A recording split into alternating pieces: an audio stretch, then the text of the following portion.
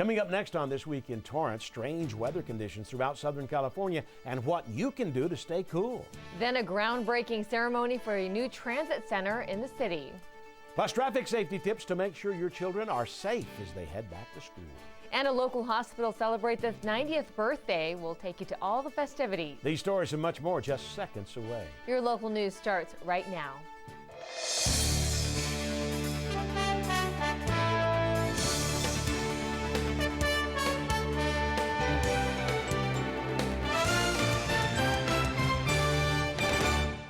Hello, everyone, and welcome to This Week in Torrance. I'm Jin Chun. And I'm Ben McCain. Thanks for joining us. Here are your top stories. Extreme heat, brush fires, and powerful thunderstorms. LA County experienced some strange weather conditions recently as intense heat was followed by scattered storms and even lightning. Parts of Orange County and high desert areas experienced heavy rains and flash flood warnings, and the city also experienced some light rainfall after several days of hot weather. The National Weather Service issued a heat advisory warning. Those who participate in outdoor activities, older adults and children, are encouraged to stay hydrated and out of the heat during periods of intense heat. There are two cooling centers located in the city, one at the Bartlett Center located at 1318 Cravens Avenue, and also at the Katie Geisert Main Library at 3301 Torrance Boulevard. For a full list of cooling centers available, call 211. And with the extreme weather conditions, Southern California Edison is warning customers to be prepared for outages. To help reduce the chance of an outage, set your thermostat at no lower than 78 degrees, close blinds to keep out direct sunlight, and use electric fans instead of air conditioning when possible. You can follow the latest outage information on their Twitter at SCE.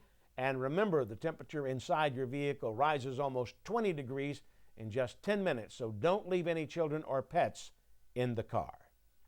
A fight over a parking spot at Ralph's supermarket turned bloody. One man was stabbed in the arm with a knife while fighting with another man over a parking space in Torrance. The argument happened outside of Ralph's located on West Carson Street. The attacker then left the scene before police arrived. He was later found at home and arrested on suspicion of assault. Both suspects were due in court for an arraignment.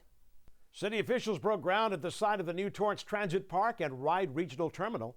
Jesse Pierre was there and has the story. After more than 10 years of planning and losing their previous transit facility, the city of Torrance found an even better location to build a bigger, iconic regional transit hub the city of Torrance truly deserves. Mayor Pat Fury and council members picked up their shovels to mark the next phase in development.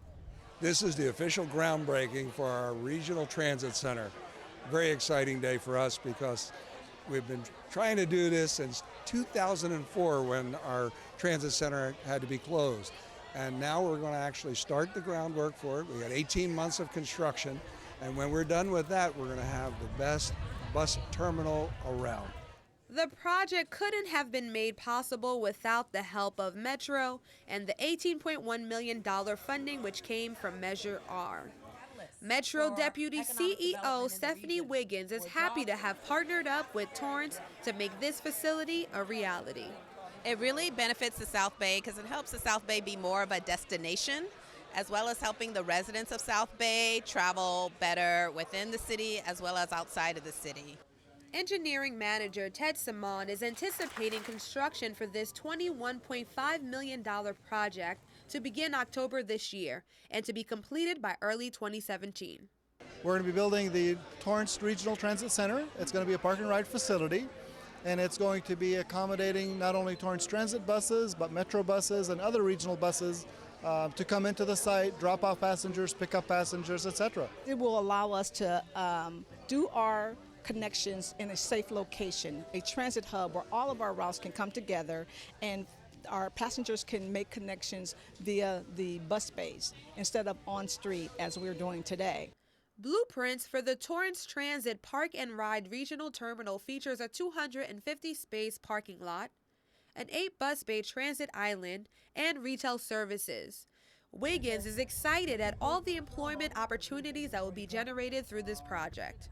One of the important aspects of transportation and investing in transportation is it is an economic engine creating jobs, both construction jobs that will be generated. Torrance residents will be able to participate, as well as after it's operational. There'll be operations and maintenance jobs to help run the facility.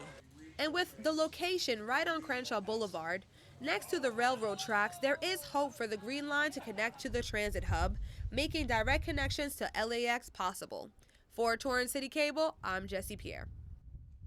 Thanks, Jesse. You can watch the entire groundbreaking ceremony on our YouTube page or get more information by going online to torranceca.gov and click on Transit.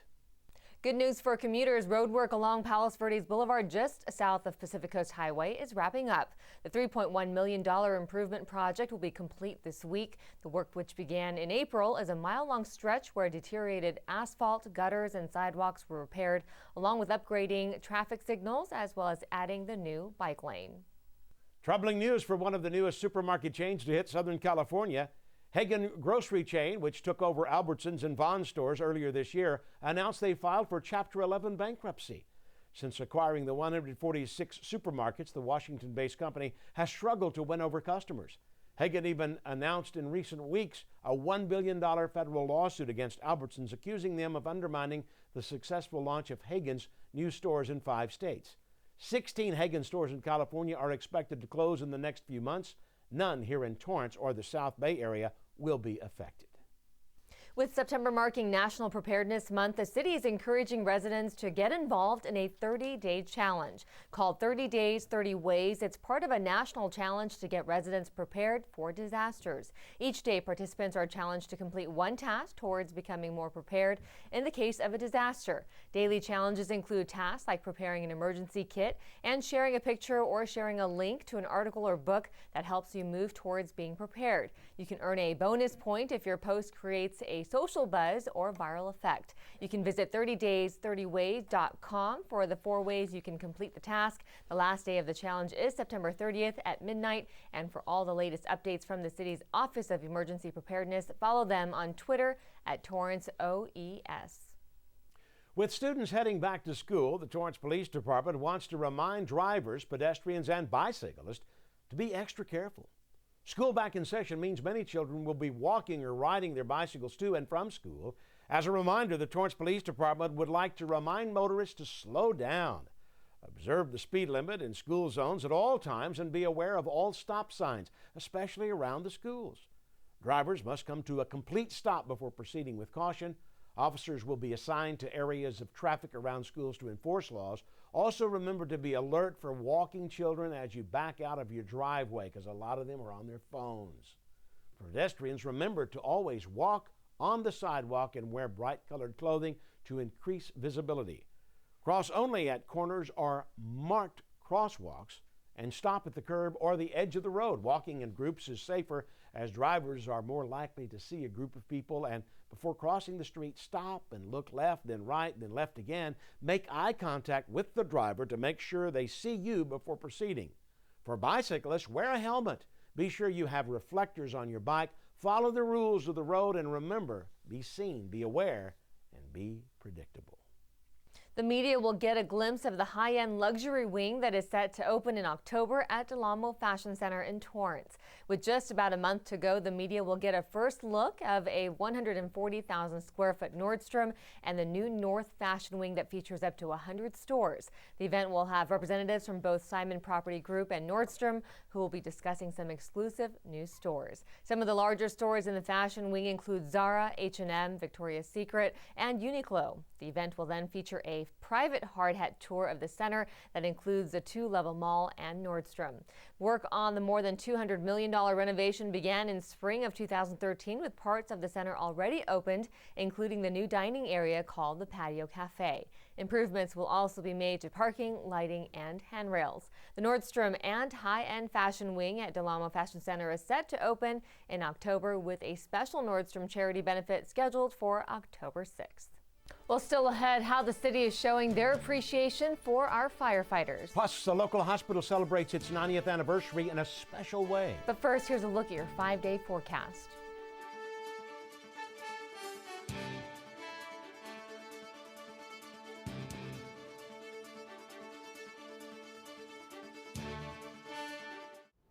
Everywhere that we go, he makes people laugh and makes people smile, and I feel like I have that quality. He's the one who always takes me fishing. I watch golf with him.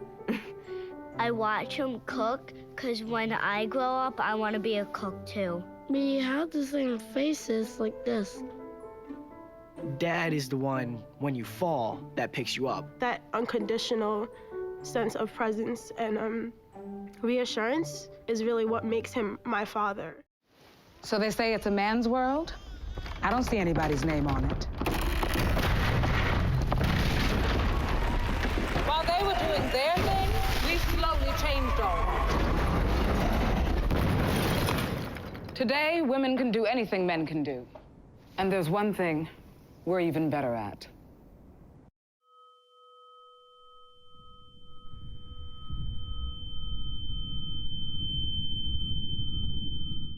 Residents in the city are showing their gratitude to firefighters to commemorate a national anniversary. Volunteers gathered at the city's Volunteer Center on Cravens Avenue to package up cookies to be delivered to fire stations throughout the South Bay in memory of 9/11. The cookies were donated by the Torrance Bakery, Costco, and Doubletree Hilton.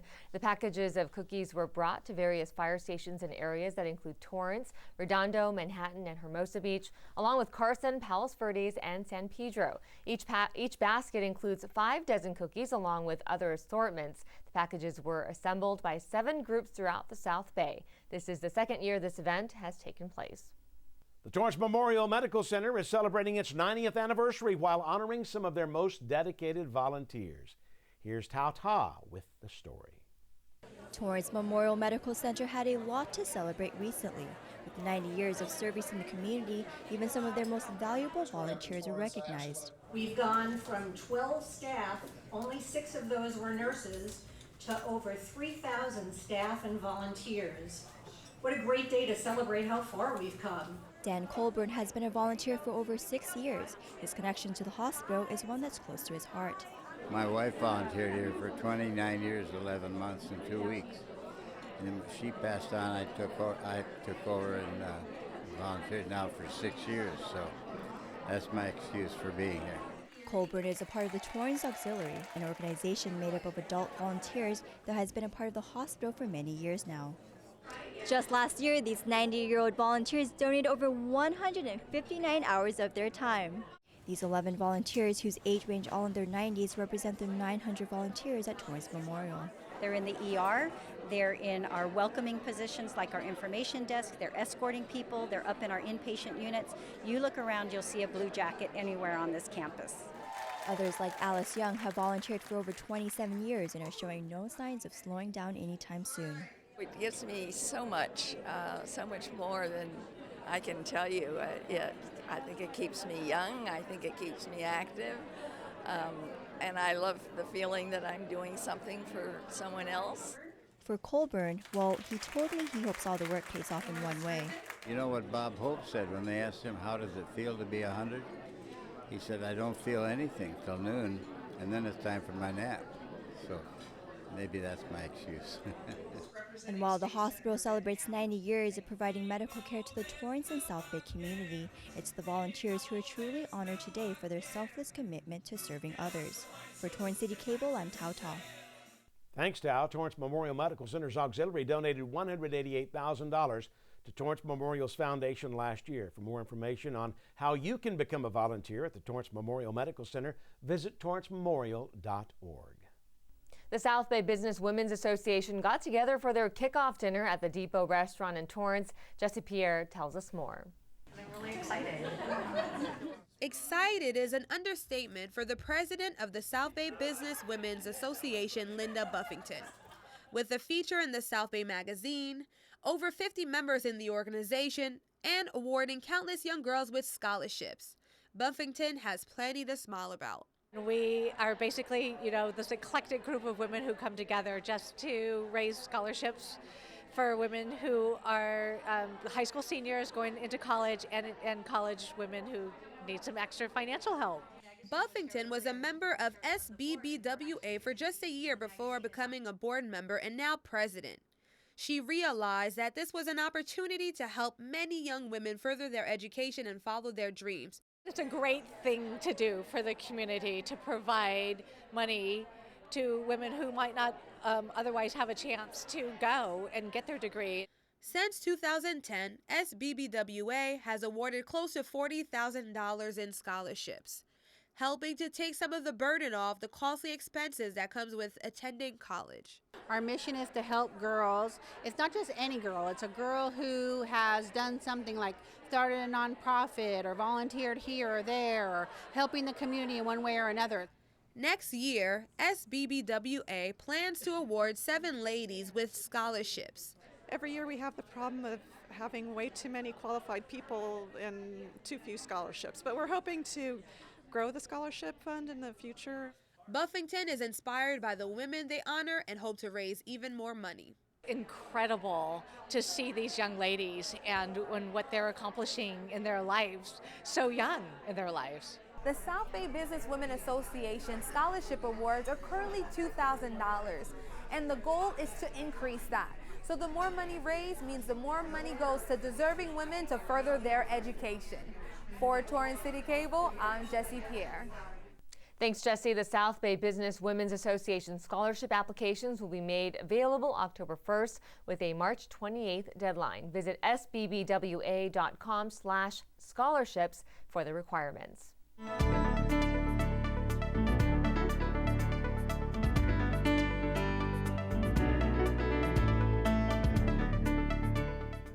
A new report out says about half of Americans have either diabetes or prediabetes, which is surprisingly considered good news. The study found that after 2 decades of growing rates of diabetes in the country, it's finally started to plateau. Published in the Journal of the American Medical Association, also known as JAMA, the authors found that implementing nutrition and physical activity policies by governments are finally starting to pay off. The research team found that the proportion of people who had diabetes without knowing it decreased from 40.3% in 1998 to 31% in 2011 to 2012, but this decrease was inconsistent among racial groups. The percentage of Mexican Americans who were undiagnosed was higher than that of white and black Americans, and Asians were more likely than any other race to have undiagnosed diabetes. Researchers hope the study will motivate people to get their blood sugar checked, especially if they are overweight. And some tips for those with prediabetes: work hard to lose the weight, get more physical activity, and talk to your doctor about taking medication that can delay diabetes.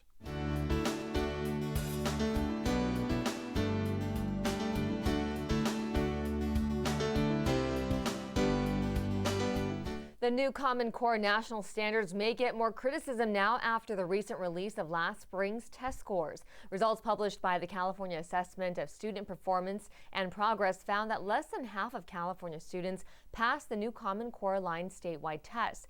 44% of students met or exceeded the English language arts standard, and 34% met or exceeded the mathematics portion. Now, Los Angeles County did slightly better than the statewide average, with 22% of students meeting or exceeding the English language arts standard and 25% meeting or exceeding the math standard. The low results are in part due to the higher standards instituted by the state. The new tests focus more heavily on reasoning and deep understanding. Now, the scores released this year will serve as a baseline for future comparisons. A total of 12 million students in 29 states took some version of these new Common Core-based assessments.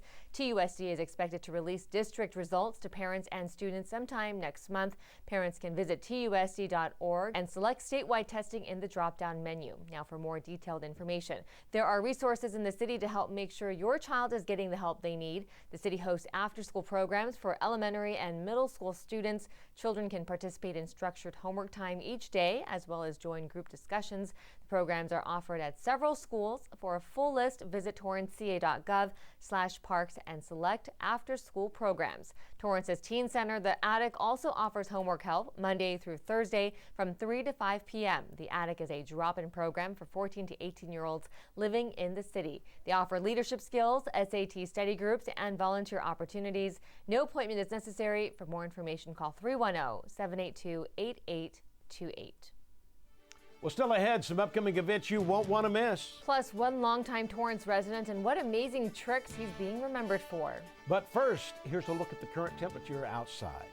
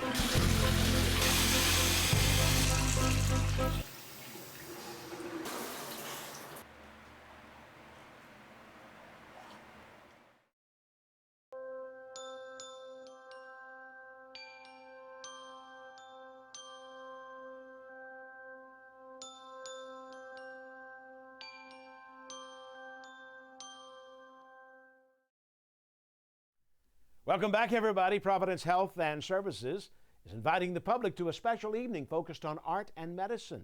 The event features a gallery walk of Andrew George's moving portraits of patients in their final moments of life, along with a seminar led by Ira Bayak, a professor of medicine at Dartmouth College. It takes place September 16th at Providence Little Company of Mary Medical Center. And the American Association of Retired Persons is looking for volunteers who will be trained to help taxpayers file their 2015 tax returns.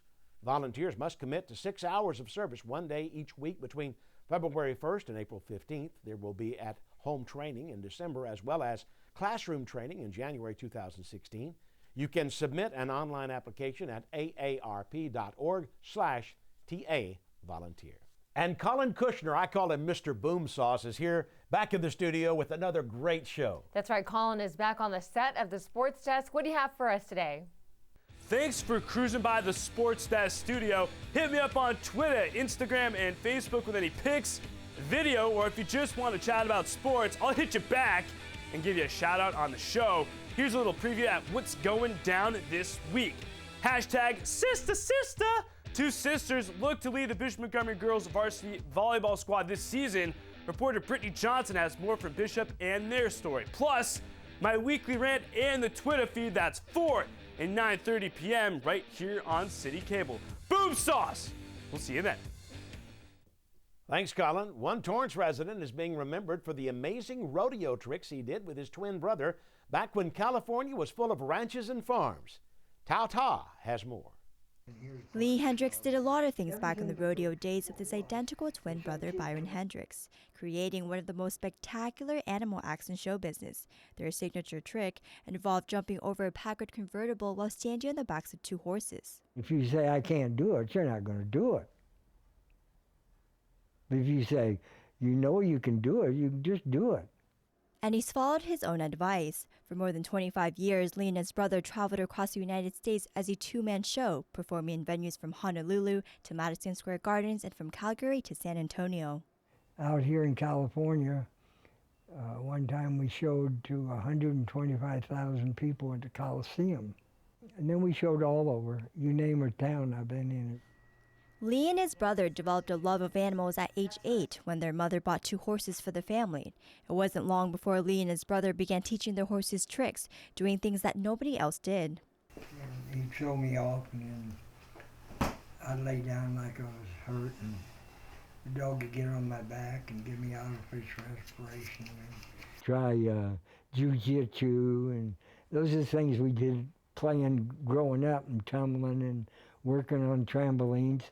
And just for the fun of it when we was young, and it helped us later. You know, it helped us to fall and it helped us to tumble. Just recently, Lee and his brother were honored into the Pro Rodeo Hall of Fame. So within less than a year, we booked the largest show in the world, which is Madison Square Gardens. Not in the world, but in the United States. His brother, Byron Hendricks, passed away in 1996, but his memory, as Lee says, still lives on. When he went out, he was the only one in the world who could take all the equipment off of his horse's bridles, saddles, and everything, and jump a hurdle. Lee Hendricks, now 91, is showing that there's no stopping him from enjoying life to the fullest, doing what he loves the most. But I still feel young. We go bike riding down the beach, maybe go to the gym. If you stay healthy as you get older and eat good, you live longer. For Torrance CitiCABLE, this is Tao. Thanks, Tao. Lee Hendricks and his brother were best known for their Roman King and Dog and Two Mule acts. Hendricks has been a Torrance resident for more than 30 years and currently lives in Torrance with his wife. Well, that does it for us on This Week in Torrance. I'm Ben McCain. If you've missed any portion of our show, you can catch us again at 11 a.m. and 6 p.m. And I'm Jin Chun. Thanks so much for joining us. We'll see you next time.